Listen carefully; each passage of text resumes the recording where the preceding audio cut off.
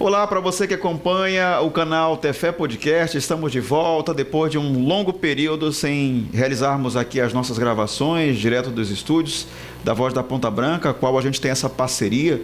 Inclusive eu quero aqui sempre agradecer a todos os nossos colaboradores, né? Tanto a Dorinha quanto o Christopher Mota, ao Vitor Rian, que hoje está nos dando esse apoio também, né? Que hoje como serigrafista, nosso técnico aqui nos bastidores. E assim, aproveitamos para agradecer as pessoas que foram se inscrevendo no canal ao longo desse período, né? Tivemos aí probleminhas técnicos, a qual impossibilitou as nossas gravações, mas tá tudo dando certo.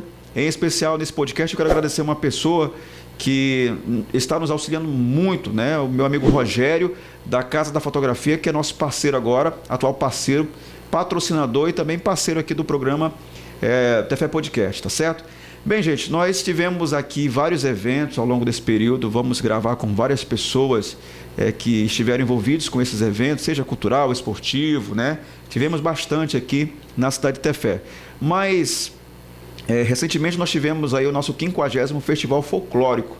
E você deve ter visto aí através das redes sociais que o nosso convidado é o professor, né? Eu acho que as colocações seriam dessa forma, mas depois ele vai me corrigir aqui. Professor doutor José Lino, né? Mais conhecido como Zé Lino aqui da cidade de Tefé, que é comunicador, radialista com quase 40 anos, né? Ou aproximadamente 40 anos de história. Ele vai poder fazer essas correções devidas a seu respeito, trazendo um pouquinho sobre a sua trajetória no rádio, na política, né? Como educador, professor universitário e também trazendo um pouquinho desse rol, né? De experiências a qual obtém em seu currículo. Mas o nosso bate-papo aqui é relacionado à cultura no ponto de vista antropológico, no termo e de modo específico abordar aqui o folclore, né? Então nós vamos ter aqui o professor Zé Lino está aqui com a gente hoje nos dando essa honra de poder bater esse papo, né, professor? Como falávamos aqui nos bastidores, em off, a qual me sinto honrado e ao mesmo tempo até um tanto inseguro nas perguntas que iremos fazer aqui. Mas, dado as nossas apresentações iniciais, eu quero aqui, professor, agradecer antes de mais nada ao senhor por atender o nosso convite. Já que eu agradeço a você, agradeço também aos nossos telespectadores. Obrigado pelo convite e pela oportunidade. Estamos aqui. E estamos sempre de aprendiz, né? A vida é um verdadeiro e eterno aprendizado. É o que nos dizem os filósofos originários ou pré-socráticos. Eles dizem assim: as coisas não existem. Somos nós que nominamos, denominamos, que damos vida, codificando a realidade que nos cerca para dar sentido à nossa existência. Por exemplo, isso aqui a gente poderia dizer que é mesa, mas não é uma mesa, só é mesa porque a gente convencionou dizer que isso é uma mesa, que isso é microfone, que aquilo lá é câmera, que isso é fala, esse som, né?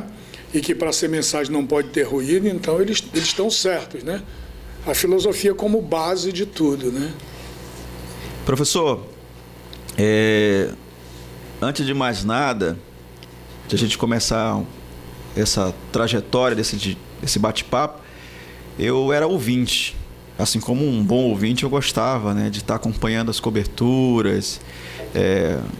Me impressionou a maneira a qual o senhor conduziu a cobertura do 50º Festival Folclórico, né? Já tinha ouvido o senhor outras vezes no rádio, mas ter a sua sensibilidade me causou assim, uma certa emoção, voltar no tempo, né?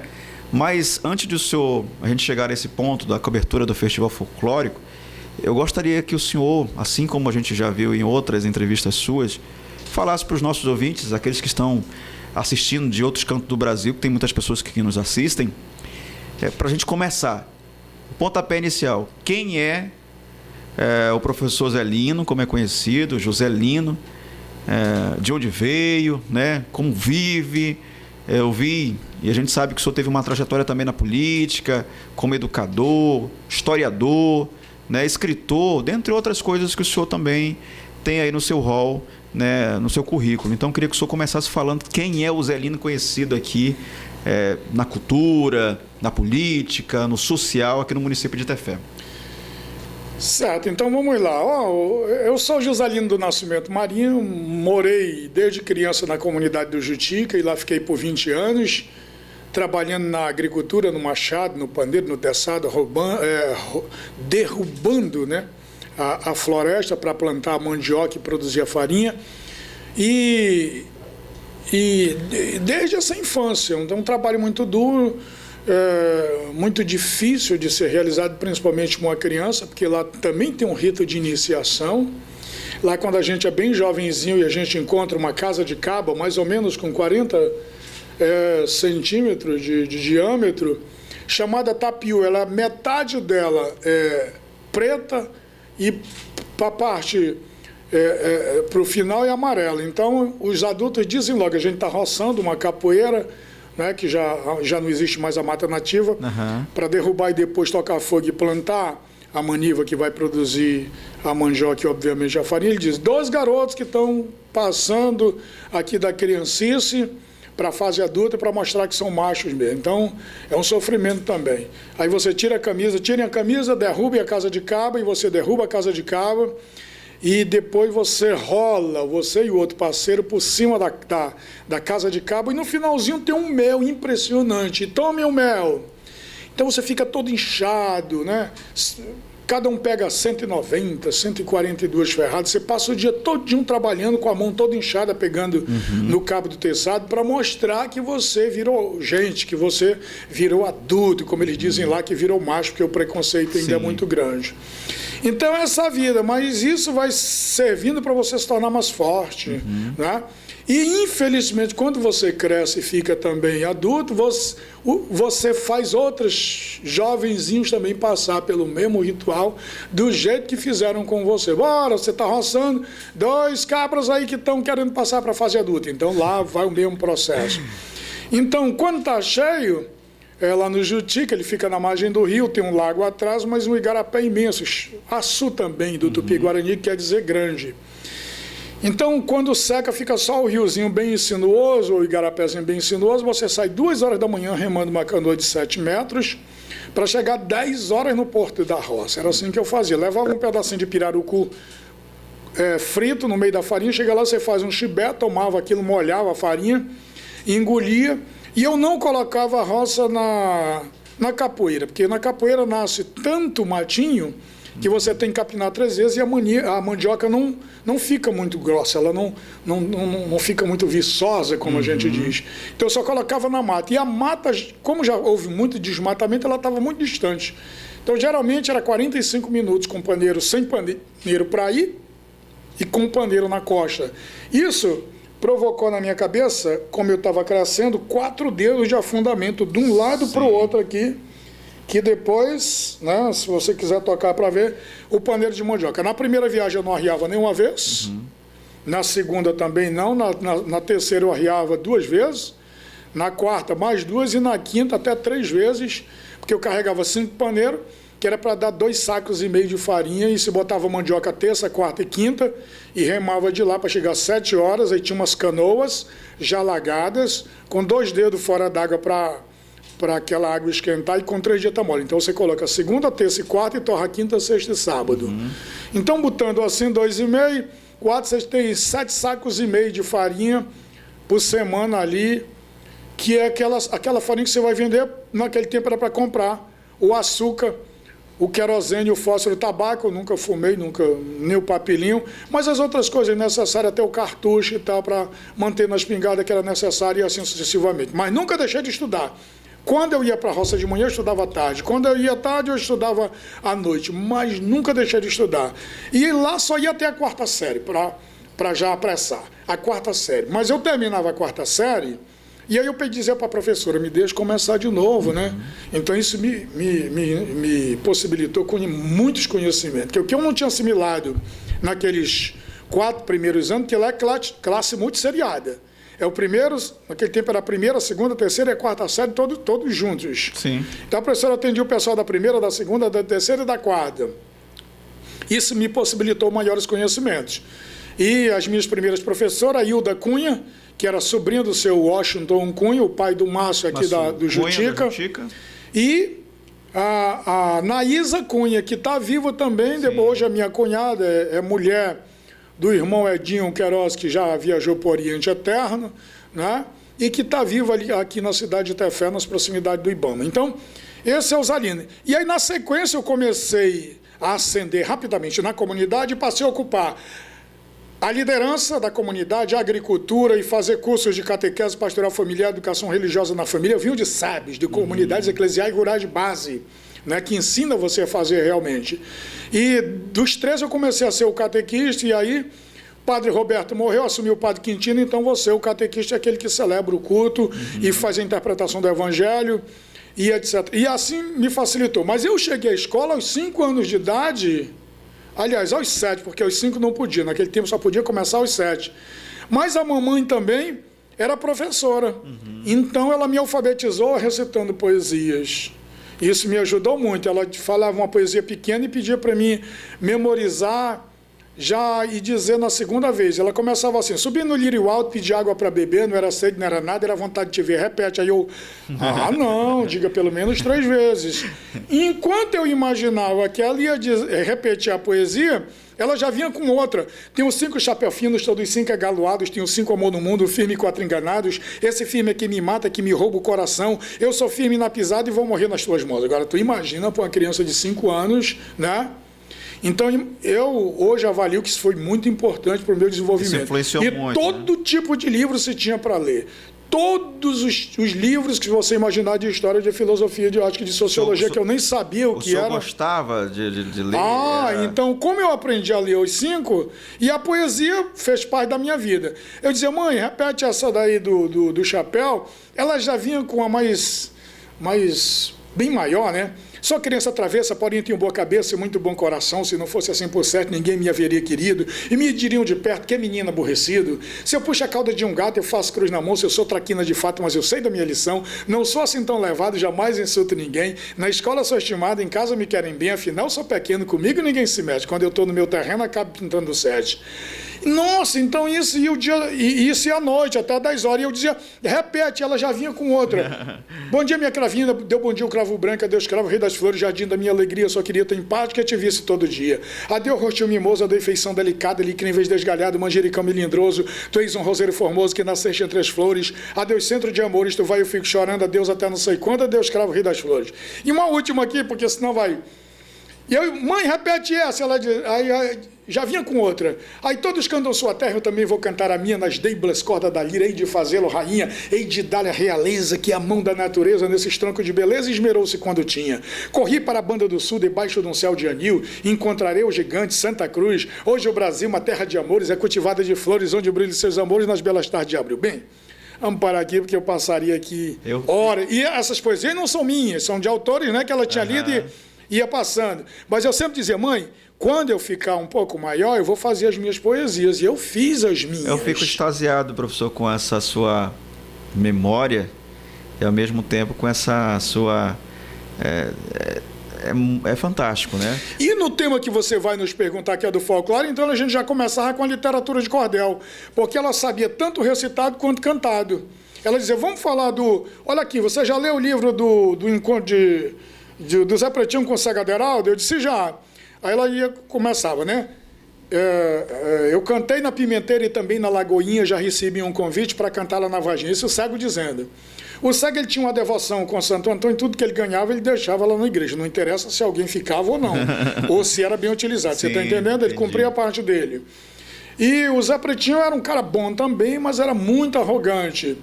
E ele houve esse convite, Varginha e tal, e disse, pô, eu vou para lá, para Minas Gerais. Então, mas aí ela recitava e ela começava, eu cantei na Pimenteira e também na Lagoinha, já recebi um convite para cantar lá na Varginha. Então, pô, interessante, sabia tanto recitado quanto cantado. E aí ele diz, eu cheguei lá na Varginha de manhã muito cedinho, o senhorá dona da casa me recebeu sem carinho e disse, cego velho, tu não tem medo da fama de Zé Pretinho? Ele disse, senhorá dona da casa, da verdade eu não zombo, mande chamar este preto que eu preciso dar-lhe um tombo, que hoje um de nós dois vai arder o lombo.